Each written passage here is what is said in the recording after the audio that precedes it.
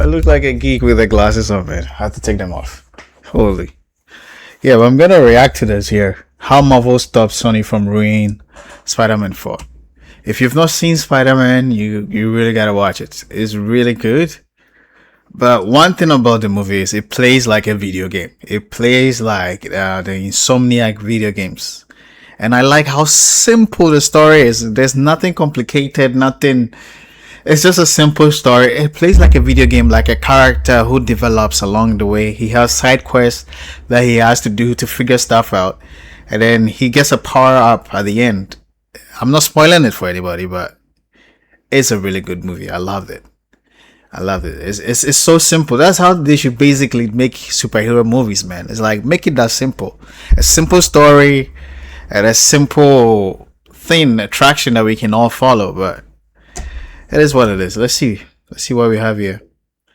How Marvel stopped Sony from ruining Spider-Man 4. No Way Home absolutely took over theaters. It was a massive cinematic event that brought together 3 generations of Spider-Man and their most iconic villains, all while laying the groundwork for Tom Holland's future. The film was a monstrous success, pulling in a casual $1.95 billion worldwide. But that massive win created an even bigger problem. After delivering something that epic, how on earth do you make a sequel that actually lives up to the hype? Today we're going to talk about how Marvel and Sony basically sweat blood behind the scenes to make Brand New Day a reality. Because if I remember from the interviews, right, I think the director was saying that Sony was giving him like ideas. I think Sony is more interested in making the Sinister Six more than anything.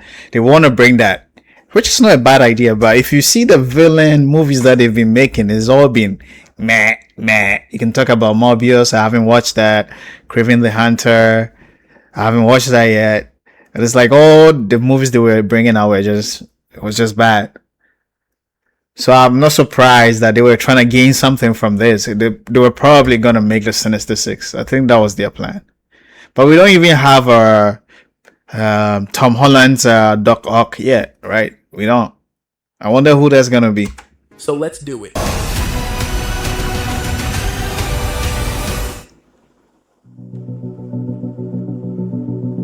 Planning the future without a plan. Interesting. The No Way Home finale was a surgical strike. Wiping Peter Parker from everyone's memory didn't just move the plot forward, it ripped him out of the MCU's safety net and killed the comfortable environment Marvel and Sony had built around him. No billion-dollar Stark Tech, no Avengers compound to retreat to. He is dumped into a freezing, dilapidated New York apartment with a sewing machine and a police scanner. It is the ultimate narrative reset button. After No Way Home, Tom Holland promised that Peter was entering a completely different phase of his life, one where multiversal adventures were officially off the table. But Kevin Feige's manifesto was far more specific. Feige made a promise. They are finally allowing Tom Holland to be a proper Spider-Man, a street-level hero who is suffocating under the weight of his own guilt. In retrospect, No Way Home functioned as a symbolic origin story. It cleared the path for Tom's Peter Parker to evolve into a version of the character that aligns more closely with. And the direction that Marvel is going with this is really good. It is really good. You know, it takes away from all the confusion from No Way Home. Because let's be honest, we all like No Way Home because it was bringing back memories of our beloved Spider-Man in the past. But the story was kind of messed up, to be honest. It was a bit. It wasn't all that sound. We were all just in the feels, right? But they are making Spider-Man good right now. I like the movie. I like the direction they're going with him, and I hope they stick with it.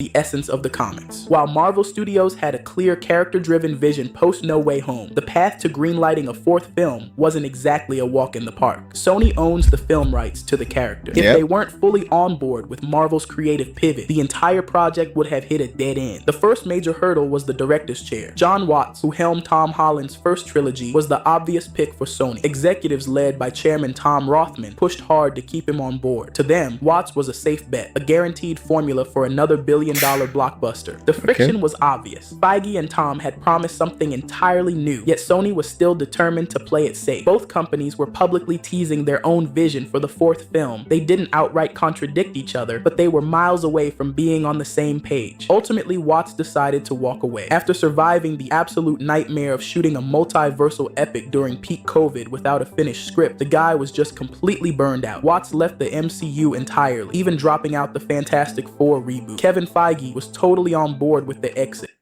You know what? I'm gonna be honest. I'm actually glad that he went out of the F4 reboot, because I really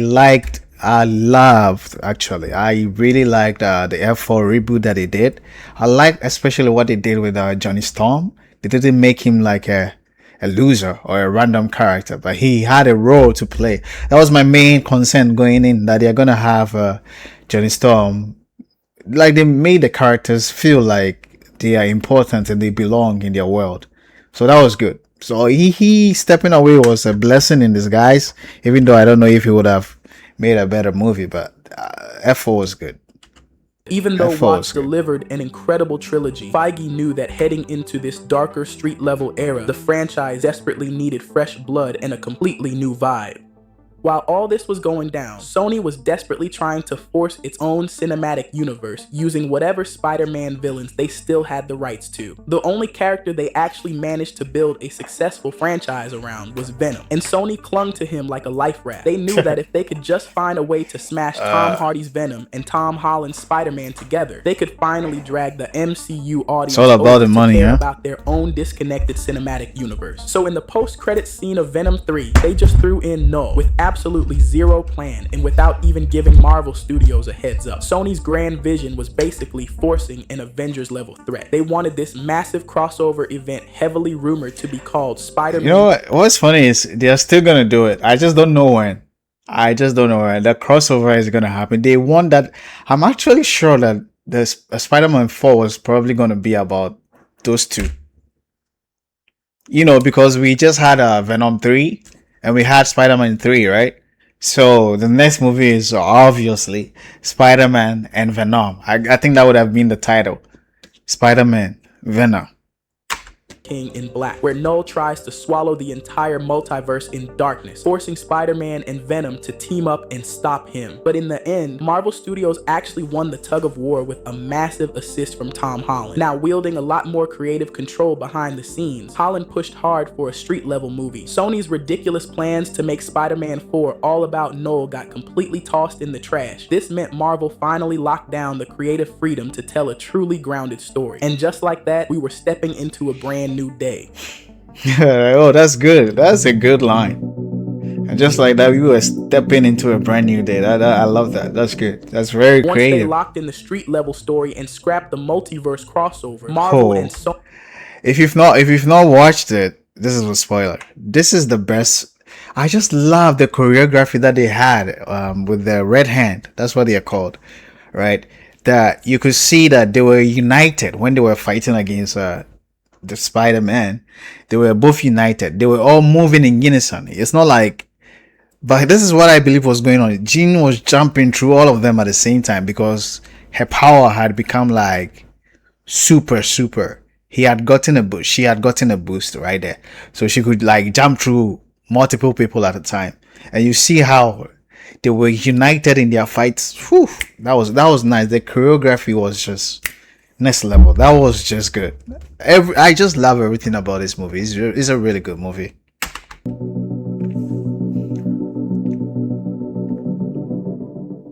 Once they locked in the street level story and scrapped the multiverse crossover, Marvel and Sony got to work putting together the cast and crew for the next era of Spider-Man. To take over for John Watts and give the franchise a totally fresh look and vibe, Marvel brought on Destin Daniel Cretton to direct. Cretton tackled the project with a massive amount of love for that classic gritty comic book aesthetic. He plastered the art department with old school comic covers, using them as the ultimate mood board for the movie's cinematography and tone. Destin really wanted to prioritize sanitize the combat and give Peter a distinct fighting style. He pushed for this so much that he is reportedly just like bringing the in the video games, same man. Jackie Chan stunt team he worked with on Ooh, Shang-Chi. It's clear that interesting. Destin wants everything to feel as real as possible. You can really see this visual shift in how they actually shot the movie. Instead of relying on a ton of green screen Right. like No Way Home, they went CGI. all in on practical stunts, physical sets, and shooting on location in places like Glasgow, Scotland, and Pinewood Studios. They really wanted to make Spider-Man's world feel raw and grounded in reality. Chris McKenna and Eric Summers, the writers behind Tom Holland's entire trilogy, returned for this fourth installment, teaming up with acclaimed playwright Justin Kuritsky, the writer responsible for the movie Challenger. At Sony's CinemaCon panel in March 2025, they revealed the movie's title and announced it would hit theaters on July 31st, 2026. It feels different this time, somehow. It's also the first time we've ever had fans on set for day one, so it's really exciting to share this with them. Even after that brutal memory wiping spell at the end of No Way Home, the core squad is back. Zendaya returns as MJ, along with Jacob Batalon as Ned Leeds. Totally moved on and living their best lives, Babylon? Zero clue about Peter's identity or everything they went through together. Peter is totally isolated in a tiny apartment, the exact same one from the end of No Way Home, working shifts at Delmar's Deli Grocery just to scrape by. The idea here is pretty obvious. Peter has completely buried himself in the Spider-Man persona. He couldn't care less about Peter Parker's life anymore. What's even interesting is like right when I finished watching the movie, all I was thinking about is Insomniac's Spider-Man video games. Because that's how you know you've watched a good movie, right? If it's reminiscent of past good feelings that you've had, right? After I finished the movie, I downloaded Marvel Spider-Man 2 actually to try and play it. This movie is good. This is hands down the best Spider-Man movie we've had in years, apart from Tobey's. No offense to Andrew Garfield's own, but this is hands down the best Spider-Man movie we've had in a long while. He just wants to be the hero, but using the suit as an escape is definitely going to catch up with him. Nice flowers. Oh, they're a housewarming gift. I'm MJ. I'm just a neighbor from across the hall. Friendly neighbor. Peter is teaming up with two totally different heroes in this movie. Mark Ruffalo's Bruce Banner and John Bernthal's Frank Castle. Bringing Bruce Banner into the mix actually serves a massive biological purpose in the story. All that crazy psychological stress from being a full-time vigilante and dealing with total isolation starts triggering a dangerous, uncontrollable physical mutation in Peter. His powers are evolving in a fast and violent way. We're talking organic webs and some genuinely terrifying shots where his eyes go completely pitch black as he loses himself to pure aggression. When it comes down to it, Banner is basically the MCU's #1 expert on uncontrollable rage-fueled mutations, making him the exact guy Peter needs. So could you get rid of the bad aspects but keep the good? How would you decide what parts of nature are good or bad? And judging from the trailers, we are finally going to get Savage Hulk back on screen, and Peter is the one who has to handle that entire situation. On the flip side, we have the Punisher, who acts as a super dark ideological mirror to Spider-Man. John Bernthal is officially back as Frank Castle, stepping right out of his Disney Plus special, The Punisher. It's funny though, I've never seen any and he is here to show of the us Punisher the brutal, series. unforgiving reality But of I've played the street-level video games, crime. so I know Kevin about the Feige has character. even pointed out that this version of the Punisher isn't holding back. Bunch of clowns, you know that? What are they all Kindle my wearing? pain.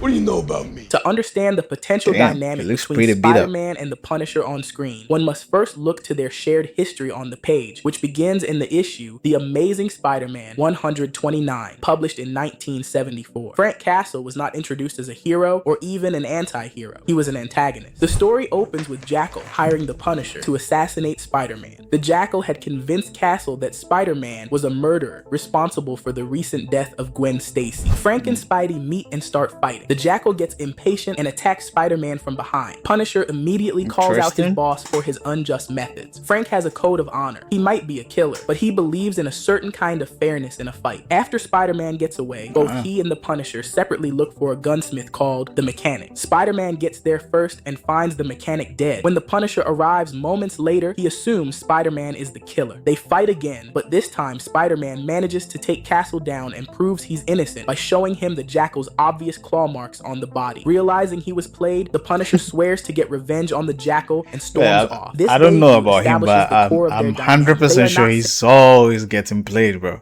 Sounds like the Punisher is always getting played by everybody. simple enemies. They are two men with fundamentally opposed worldviews who exist on different sides of a critical moral line, yet they can find common ground against a greater evil. Their relationship is built on conflict. One of the most debated parts of Brand New Day's whole development was casting Stranger Things star Sadie Sink in a super secret, heavily guarded role. Sony and Marvel went into total lockdown over her character, which kicked... If I remember, like, one thing that actually also helped with this movie is the marketing, right? They didn't release anything about the villain. Like, they threw you off, right? They didn't tell anybody. I know there were spoilers from other people like Steve Lacy and all that, but I'm glad I didn't watch that video before watching the movie. So I went in blind, and I was very, very surprised. I wasn't expecting her to be the villain or to be the important. I thought it was just gonna be like a post-credit scene thing for her. But yeah, she played a really good role in the movie. So if you've still not seen it, you have to watch it before you watch this video, man. Else I'm just spoiling everything for you, bro. Rumors that she could be playing anyone from Spider-Gwen to some multiversal variant of MJ. But thanks to industry insiders, some major leaks, and fans overanalyzing every single frame of the trailers, it all points to one massive reveal. Sadie Sink is playing a young, morally gray version of Jean Grey. This is huge because it marks one of the MCU's first real introductions to the X-Men in a mainline movie, completely outside of those quick multiversal cameos. Jean is going to be on the run, totally setting the stage for how differently the world is going to look at mutants. It might seem a little weird having Jean in a Spider-Man movie, but introducing the mutant era in a film that's probably going to hit $1 billion at the box office, I think it makes total sense just to get people hyped for Jean's next adventure. On top of that, it was a smart move, right? Because if you look at the top 10 movies that have like made money at the box office, right? Top 10 franchises, right? That has made money at the box office. X-Men is part. So I think Sony could have, but that would have given away the villain.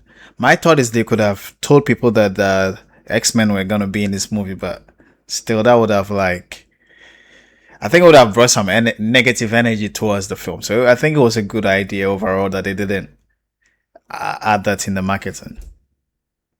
Confirmed that Yelena Belova will be making an appearance in the movie. Gritty Underworld.